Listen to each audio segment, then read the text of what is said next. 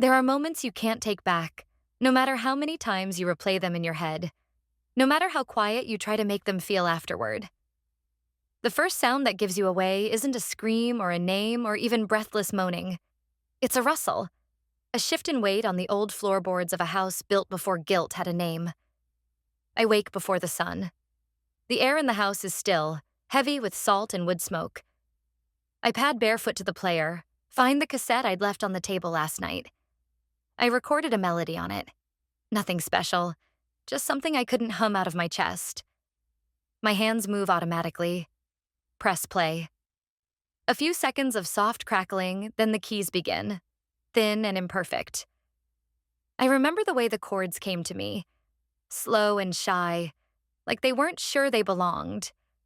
But then comes the sound I didn't make. It's faint, but it's there.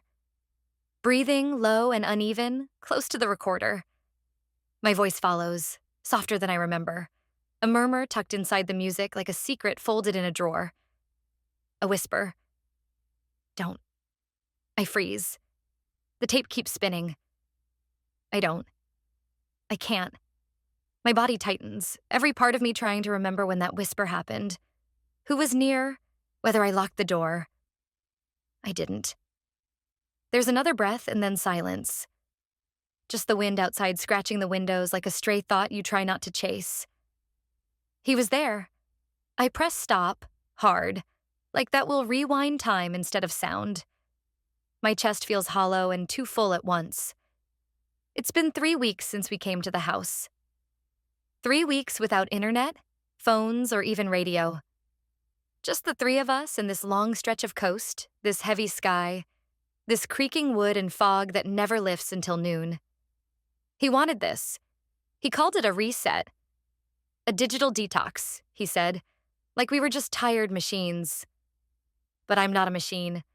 I'm something else now, something buzzing beneath skin. He isn't my son. That's what I told myself the day we moved in.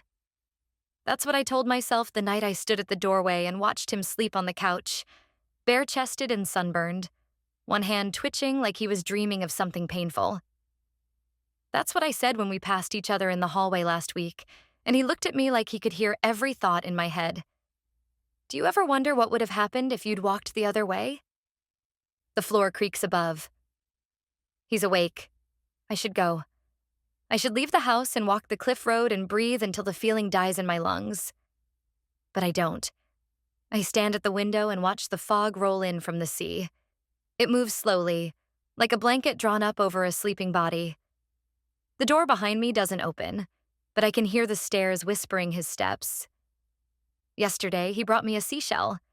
He didn't say why, just placed it on the table and walked away. I stared at it for 10 minutes like it might explain something. There's nothing romantic about it. No symbolism, no flirtation. Just a boy and a woman and a tide that never goes out. The night before that, we had wine. My husband fell asleep in the hammock, mouth open, hands still holding a book he wouldn't remember. I sat at the fire pit alone until he joined me. We didn't speak. He handed me the glass. Our fingers touched. It wasn't electricity. It was something quieter. A signal, maybe. A crack in the wall I built around myself since the day I married his father. I'm not unhappy. That's the lie I wear like sunscreen, thick and invisible. He said nothing then. He's still said nothing. But the way he watched me, like the music I played belonged to him, made something inside me start to slip. I press eject. Hide the tape under my sweater in the bottom drawer. No one listens to cassettes anymore. Not really. That's why he used it. That's why I did too. The hallway is quiet. The kitchen smells like last night's thyme and wood smoke. My husband won't be up for another hour. I take the coffee grinder and turn it slowly. Hand steady, jaw tight. He walks in as I'm pouring water over the grounds. Morning, I say, too lightly. He nods. Doesn't kiss me. Doesn't ask about the tape recorder on the table. Just stares out the window. Fog's thick today. It is. A pause. Did you sleep? He shrugs. Well enough. You? Yeah, mostly. A lie. What if he heard it too? He walks out. The door swings shut. I exhale and feel nothing leave my chest. Upstairs, the shower starts. I try not to picture it, but my mind paints it anyway. Steam, water, skin.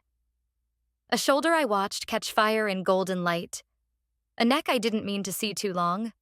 A memory I pretend I didn't touch. What's wrong with me? This isn't a movie.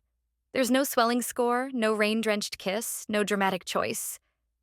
There's just me, a woman in a sweater 2 days unwashed, standing in a kitchen on the coast, trying to outrun a melody she wrote with shaking hands.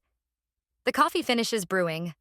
I pour 2 mugs, one for him, one for the one who knows. And I wait. The sky outside is flat and colorless, like a photograph overexposed by accident and never deleted. I carry both mugs into the dining room and set one down by the empty chair. The steam curls slowly upward, rising and vanishing before it can warm anything. His chair stays empty. He doesn't come down. I drink mine too quickly, too hot, just to feel something sharp. The bitterness sits in my mouth long after the cup is empty. The day stretches before me like a quiet threat. I think about the errands I could pretend to run, checking the boat, sorting the pantry, collecting herbs along the cliff. But everything feels like an excuse now. He's in the upstairs bathroom again. The pipes hum. Water keeps running longer than it needs to. I hear movement, the creak of the narrow landing, the shift of weight as someone pauses before descending. But no one does. Not yet. Yesterday, he asked me why I stopped playing in the city. I told him it was too loud to hear myself think. That wasn't the truth. The truth was, I stopped because no one was really listening. Music became work. Work became silence. I walked to the back door. The deck is still wet from last night's mist. I step outside barefoot, even though the planks are cold and the sea wind cuts through the wool like a blade. My body needs discomfort to remind itself where the edges are. From here, I can see the boat. It's small and unfinished. My husband treats it like a project that has no deadline. He sands the wood as if time slows down while he works. He says building it reminds him of his father. I wonder what I remind him of. I move to the edge of the deck and lean against the rail. Below, the tide is low and the rocks are bare, jagged and dark like the underbelly of something ancient. I want to climb down. I want to feel the sharpness of stone under my heels. I want to vanish for an hour without warning anyone. The door opens behind me. I don't need to turn to know it's him. He walks out and stands beside me. Not too close, but close enough that I feel it. The pause in his breath before he speaks. You found the tape, he says. He's not asking. He already knows. I nod without looking at him. My hand grips the rail tighter. When did you record it? He doesn't answer right away. The silence stretches, not tense, but deliberate. You left the mic on, he says finally. I didn't know until later. I didn't delete it. You should have. His shoulders lift in a half shrug. It didn't feel wrong. It felt honest. The word lands between us like a dropped plate. Too loud. Too sharp. Too late. I still don't turn to face him. My gaze stays on the water. You shouldn't say things like that. He nods. I know. A gull screams in the distance. We both look up. The moment breaks. Or maybe it just cracks enough for the rest of the day to slip through. He goes back inside first. I wait until I hear the screen door click shut behind him. Back in the house, I stay in the kitchen. I peel potatoes I don't intend to cook. The knife slides through flesh that gives too easily. I keep moving my hands because if I stop, I'll remember the way his voice sounded saying that word. Honest. I used to believe honesty was a virtue. Now it feels like an invasion. Later, I hear my husband's voice upstairs. He's finally up. His footsteps are slower than usual. He doesn't come down until almost noon. He walks into the kitchen and kisses me on the cheek like nothing's different. I lean into it because I'm supposed to. His hand rests on my back for a second too long, or maybe I'm just measuring everything differently now. He asks if I want to walk to the fish market later. I nod. We go together, all three of us, down the gravel road, through the thinning trees toward the harbor. I walk between them, one man talking about boats, the other about local weather patterns, but my ears only catch fragments. My body feels split. I smile when expected. I laugh at something I didn't really hear. We reach the market. It smells like salt and ice and something older than both. The old man who runs the stall knows my husband by name. They talk. I wander a few steps away, pretending to study oysters I won't buy. He joins me there. He doesn't touch me, doesn't speak, just stands beside me, his arm almost brushing mine. I can feel his presence like a frequency no one else hears. My stomach flips and folds into itself. It shouldn't feel like this. We walk back the long way. My husband carries the bag of fish. The boy walks behind us. I don't turn to see if he's watching me again. I already know the answer. At home, my husband takes the bag to the fridge and opens a bottle of white wine. He pours one glass, hands it to me. For tonight, he says. I thought I'd make the fish. He says it with warmth. He says it like a man who trusts. My throat tightens. I go upstairs. I lie down on the bed we made together in a life that used to feel clear. I close my eyes and listen for the sea, but what I hear instead is the memory of him beside me, silent, breathing, waiting. It terrifies me how quiet desire can be. It doesn't announce itself. It doesn't knock. It just slips in like fog and waits. You never know which moment is going to break the surface. You think you're walking in still water, and then your foot touches something underneath that moves when it shouldn't. That's what happened tonight.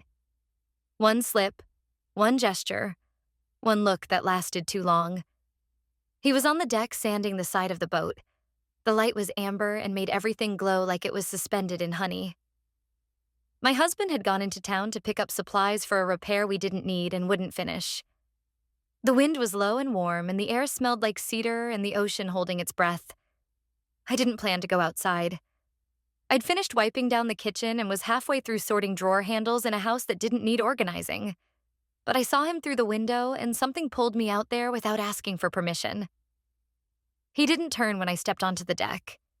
His back was damp with sweat, and the muscles in his arms moved in slow, deliberate rhythm like he was sanding away more than just wood. I said his name, and it came out smaller than I intended. He paused and looked at me over his shoulder with that unreadable face he always wears when I get too close to whatever it is he keeps buried. You're doing that all day? He nodded. Helps me think. What are you thinking about? He didn't answer at first, just ran the sandpaper over the grain again. Then he said, You. That one word. No inflection, no hesitation. Nothing but truth wrapped in quiet. My breath caught. I leaned against the railing and tried to act like the sky mattered more than what I'd just heard. You shouldn't, I said, and even I could hear the lie wrapped in the softness of it. You're here, he said. I can't not. There's a sound in me when he says things like that. A sound I don't make with my mouth, but with the space behind my ribs. It's like hunger and guilt shaking hands. We stood like that for a while, not speaking, the sea moving below.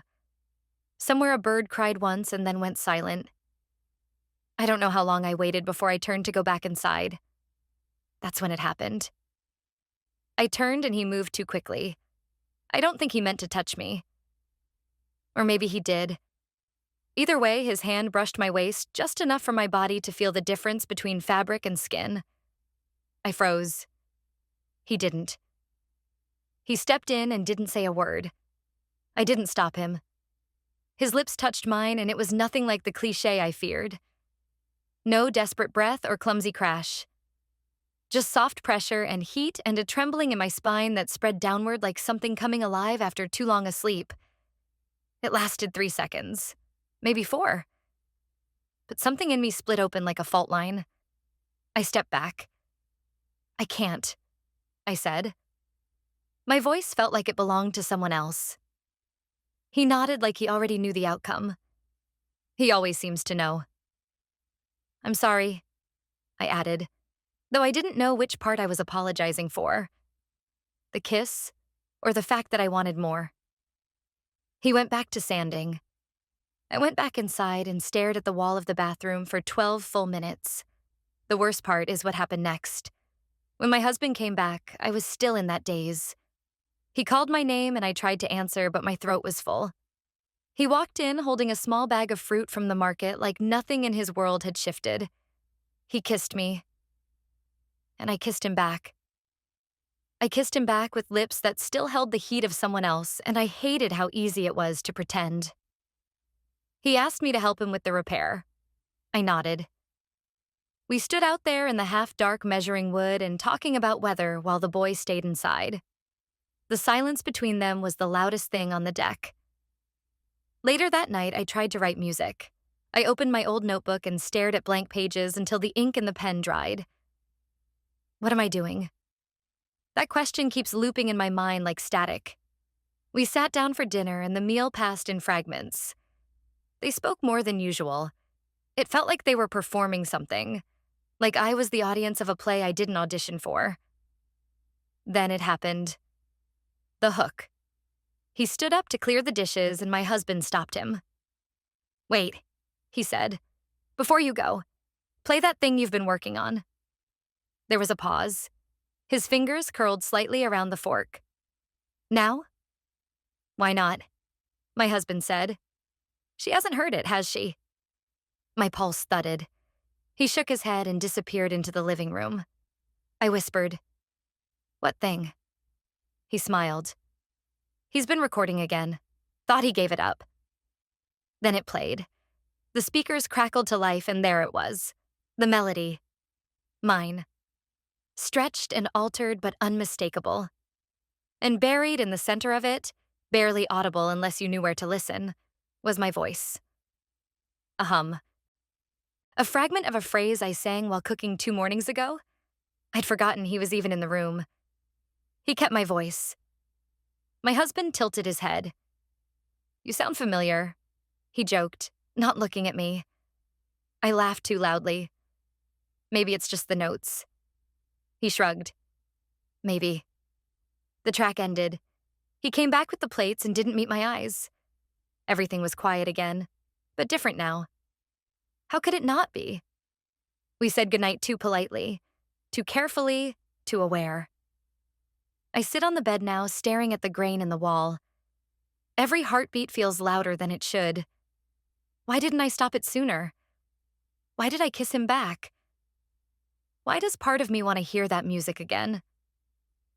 The next morning, the world feels softer around the edges, like someone's turned down the volume on reality, just enough to keep me from falling apart. I wake before either of them and go out onto the deck with my old sweater wrapped tight around my arms. The sea is still. Too still. As if waiting for something to break. I sit with my knees drawn to my chest and listen to nothing. Not the gulls, not the tide, not even the wind. The silence feels artificial, like a space carved out just for consequence. He doesn't come out. Not right away. Maybe he's learned how to stay away from places where we forget how to lie. Inside, I hear the slow creak of my husband's footsteps. He opens the fridge, then closes it. He says something under his breath that I can't make out. I wonder if he knows. I wonder if there's something in my face or voice or scent that betrays the shift I've been trying to smooth away. I go back inside after the sky turns pale. He's in the kitchen pouring orange juice. He doesn't look up when I enter. His body feels different to me now. Familiar, but unreachable. I thought we could take the boat out later, he says. I nod slowly. You think it's ready? He shrugs. Almost. You'd be surprised how close it is. I smile without meaning it. He hands me a glass. His hand brushes mine. It doesn't spark. It doesn't ache. It just happens. We eat breakfast like people who haven't changed. He talks about tide patterns. I nod at the right moments. I chew carefully. I place the fork down between each bite so I don't choke on the guilt. He joins us halfway through the meal. His hair is still wet and his eyes are darker than usual. I don't let mine linger. I look at the coffee pot. I look at the clock. I look at anything but him. My husband invites him along on the boat. He agrees without hesitation. I feel my heart drop. Later, we stand on the shore while the hull is checked for leaks. The boat rocks gently in the tide, and I steady myself on the dock like it might pull me under for good. He helps with the ropes. I stay quiet. My husband moves around the deck like he's been doing it his whole life. He points things out. He smiles more than usual. It feels staged. When we finally push off, I sit at the front of the boat wrapped in an old blanket, staring at the horizon like it has something to tell me. The engine is soft but steady. The sky is almost clear. There's nothing to blame for how wrong everything feels. At some point, he comes to sit near me. Not close, but close enough to feel. My husband is adjusting something with the motor. I keep my voice low. Don't, I say. He doesn't look at me. I wasn't going to. I mean it. I know. The silence that follows is sharper than anything he could have said. It cuts. It bleeds. It settles in my throat like a secret I've swallowed too many times. Back at shore, we carry the gear in together. My husband stays behind to secure the ropes. He walks slower now. Maybe he's tired. Maybe he's pretending. Inside the house, I go to the kitchen. He follows. I try to move past him, but he reaches for a towel beside me and his hand grazes mine again.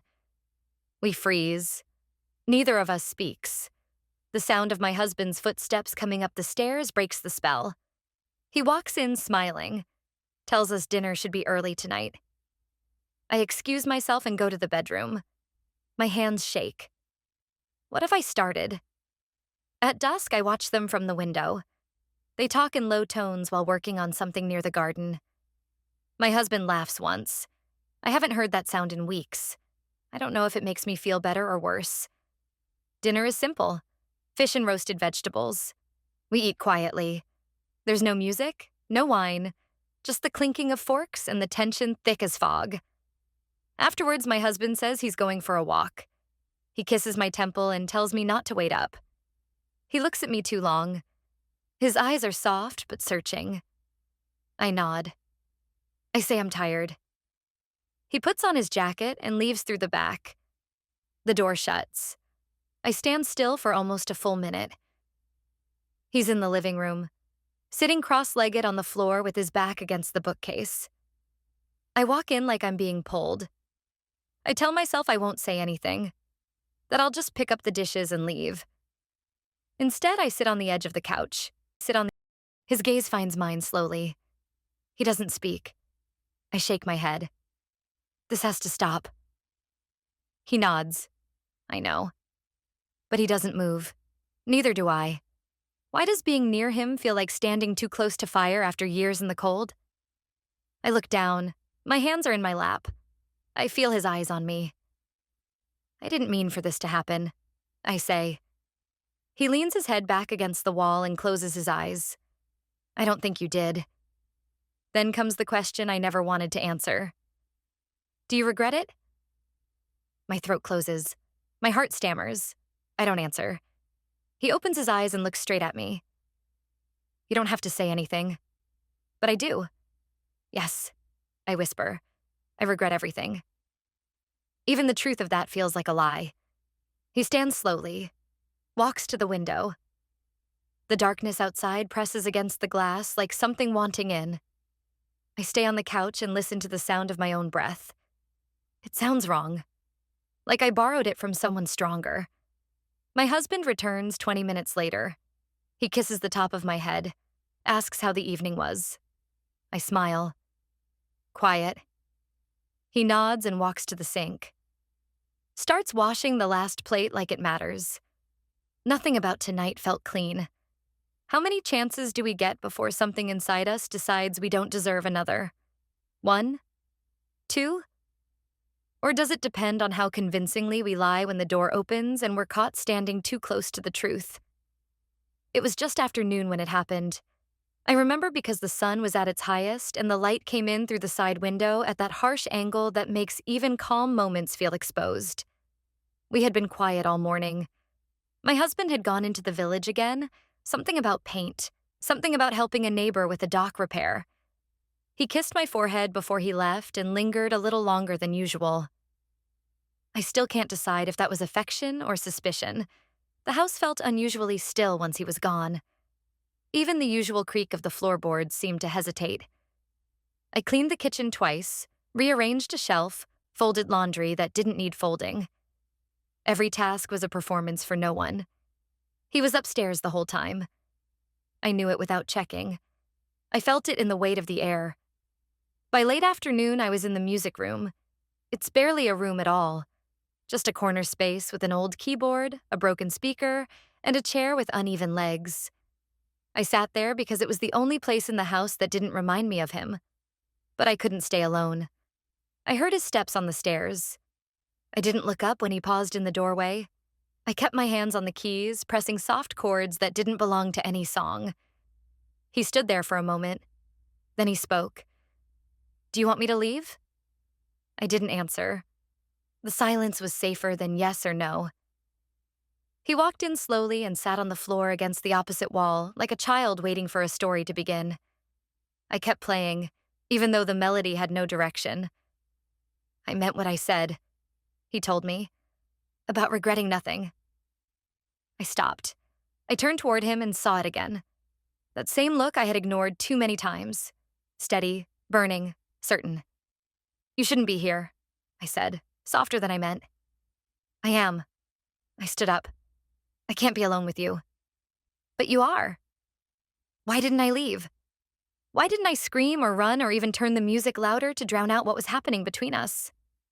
He stood too. Slowly. No sudden movements. Just careful intention. We didn't touch. Not at first. Then his hand brushed mine and I didn't pull away. Then he stepped closer and I let him. Then the kiss happened. Not like the one before, but fuller, deeper, unspoken, and consuming. My hands went to his face like they had been waiting for this moment their entire life, and the sound I made into his mouth was not one I recognized. I lost time. We didn't speak. When the door opened, yes, the door. When the door opened and my husband stood there holding a bucket of paint and a bag of nails, the only thing louder than the silence was my heartbeat. He said nothing. Not a word. Not even a sound of breath. The paint fell first. It hit the floor in a dull thud and splattered white across the rug. The only new thing in the house. The bag of nails followed.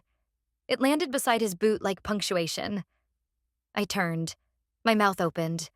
My body reached instinctively forward like I could gather time and pull it back across the threshold. But it was done. He didn't raise his voice. He didn't ask questions. He just looked at me. Then at him. Then back at me. Then he left.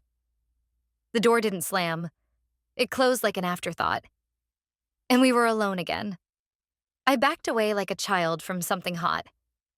My skin prickled and my chest tightened, and all I could think was how wrong everything had become. He tried to speak. I stopped him. "Number, just go." He hesitated. Then nodded once. He walked out without another word. I stood in that same room for what felt like an hour. My hands shook. My lips burned. My legs wouldn't move the way they used to. Eventually, I walked outside. I followed the road until the trees swallowed the house from view. What would you have done? Would you have stayed there, blinking in disbelief, praying for a rewind that would never come? Would you have chased after the man who had just seen the worst version of you? Or would you have done what I did, walked without direction, heart unraveling one thread at a time? I went to the dock, sat at the end with my feet in the water. It was cold and sharp, and I needed that pain to remind myself I was still here. I watched the sun slide lower and paint the surface orange and gold like it was mocking the ruin behind me. When I returned, the house was quiet. He was gone. My husband. He'd taken nothing. No clothes, no shoes, not even his phone. Just disappeared. On the table, a note. I'll be in touch. Do not call me, do not lie again. No signature. That night, the wind howled so loudly it sounded like it was inside the walls. I slept fully clothed, on the couch, curled into myself like the smaller I became, the less damage I could do. In the morning, the boy was still there. He didn't speak. He didn't need to. Something had broken permanently, and we both knew it. 3 weeks pass without a word. The house is quieter now in a way that feels permanent, like some frequency has been stripped from the air and nothing will ever vibrate the same way again. The days bleed into each other like watercolor on damp paper. I make meals that no one finishes. I sit in chairs I used to avoid. I leave the bedroom untouched and sleep in the small guest room with the window that sticks. He's still here. He doesn't bring it up. Doesn't ask if I've heard anything. We exist like shadows in the same space, moving without contact, drifting past each other without speaking unless it's necessary. He spends hours out near the garden repairing a fence no one asked him to fix. I write music I'll never play. The boat sits half-finished, stripped of ambition. It creaks when the wind picks up, and sometimes I wonder if it's mocking me. I've checked my phone every day even though the message said not to call. I haven't called, but I've checked. I've opened it like a wound, hoping it would hurt less each time. It doesn't. He loved that place more than anything. The salt, the silence, the stubbornness of it. Now it's just a container for guilt. Everything I touch here feels borrowed. Every surface has memory. One afternoon, I walked down to the dock without deciding to. The wind is colder. I sit with my knees pulled to my chest and stare at the boat like it might speak. I think about what I would say if he returned.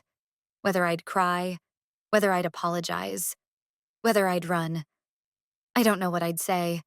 That terrifies me most. When I come back, the door is open. Not wide, just slightly unlatched. I step inside and see a paper on the table. My stomach turns before I even read it. It's not from my husband. It's from him. Leaving tomorrow. I'll take the morning train. I'll clean up before I go. That's it. No name. No goodbye. My body doesn't move for a long time. I stare at the note like it's a countdown. Then I go upstairs and sit on the bed I haven't touched since that day. The mattress smells like summer and fabric softener and everything I destroyed. I lie down and close my eyes.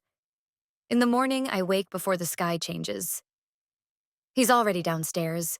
I hear the soft clatter of plates being stacked and bags being zipped. He moves quietly like he doesn't want to own any more space than he already has. I walk to the stairs. Stop halfway. He looks up. We don't speak for a moment. Then I ask, "Will you be okay?" He gives me the faintest nod. You? I don't answer. He doesn't wait for one. He picks up his bag and walks past me with a look I'll never forget. Not longing. Not anger. Something heavier. Something like recognition. He knows me now in a way no one else ever has and never should have. I stay in the doorway long after he's gone. By noon, the house has forgotten him. The cabinets close softer. The stairs stop creaking in that one place near the landing. The music room feels hollow. I keep expecting a sound that doesn't come. 2 more weeks pass. Then, one night a letter arrives. The envelope has no return address. The handwriting is his. Inside is a single page. I won't come back. Don't try to reach me. You chose the silence. Now live with it. There's a second page. It's a list. 6 song titles. All from the recordings I thought were private. One of them I never even finished. He found it. Named it. The last track is called She Wasn't Listening. My hands tremble. I put the letter in the drawer and close it carefully. I don't open it again. The next day, I sell the keyboard. I box the tapes. I throw out the sweater with the stretched cuffs he used to borrow. I scrub the kitchen floor even though it's clean. I repaint the guest room even though no one will sleep there. I make coffee and drink it in silence. And then I stop drinking coffee altogether. At night, I go to bed early. I close the curtains tightly. I wear socks to sleep. I pretend I'm fine. I pretend well. Weeks turn to months. In the spring, I visit the city. I walk past a bookstore.